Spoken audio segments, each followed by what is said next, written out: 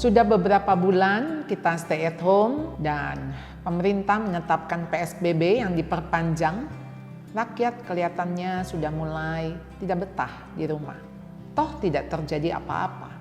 Jadi kita melihat kerumunan di berbagai tempat yang seolah-olah tidak ada pandemi. Mengapa? Karena kita sulit taat. Taat itu tidak mudah, apalagi buat anak-anak. Atau mungkin justru anak-anak lebih taat daripada kita orang dewasa. Mengapa?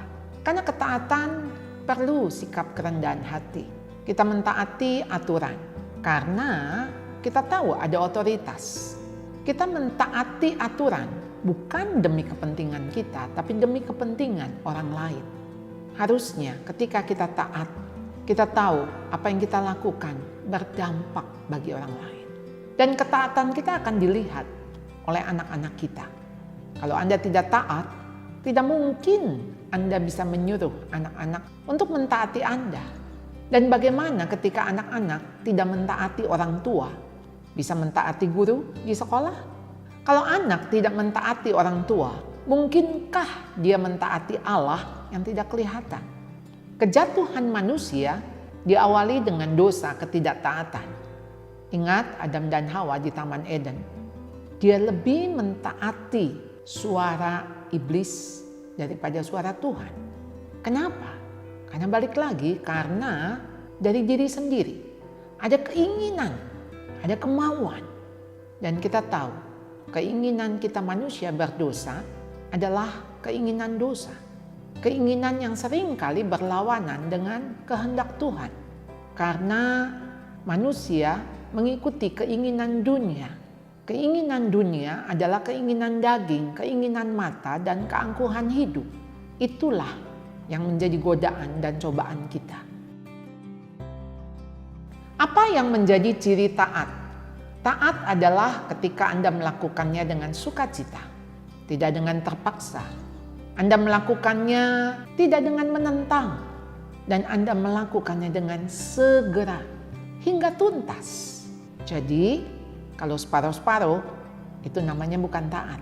Kalau anak disuruh nyapu, lalu kemudian dia katakan, iya nanti, itu bukan taat. Ketika dia melakukan sambil bersungut-sungut, sambil marah-marah, itu bukan taat. Kalau anak melakukan dengan menentang, melawan, kenapa sih harus aku lagi yang nyapu? Aku terus. Itu bukan taat. Kalau kita taat, harusnya karena kita percaya. Kita percaya kepada otoritas, kita percaya kepada aturan, bahwa itu benar, bahwa itu baik. Ketika pemerintah mengatakan stay at home, di rumah aja, pakai masker, jangan berkerumun, social distancing, itu untuk kebutuhan siapa? Tapi memang kita harus waspada, bukan was-was. Siapapun kita bisa tertular. Jadi ketika Anda tidak mau taat, jangan harap anak-anak taat kepada Anda. Ingat, ketika Abraham diminta Tuhan untuk menyerahkan anaknya yang tunggal, yang dikasihinya, kalaupun Ishak dipersembahkan, itu karena Abraham mengasihi Tuhan, mengasihi Allah melebihi daripada mengasihi siapapun. Kita mengasihi si pemberi, bukan pemberiannya. Itu yang mengawali juga sebuah ketaatan. Ketika Anda percaya dan kasih kepada Tuhan, maka memudahkan Anda untuk taat. Kita taat kepada pemerintah karena kita mau jadi warga negara yang baik. Ketika ketaatan diikuti dengan buah-buah perbuatan baik, pasti Allah dimuliakan. Bukankah itu tujuan hidup kita? Ingat, Kristus pun datang ke dalam dunia karena dia mentaati Bapa.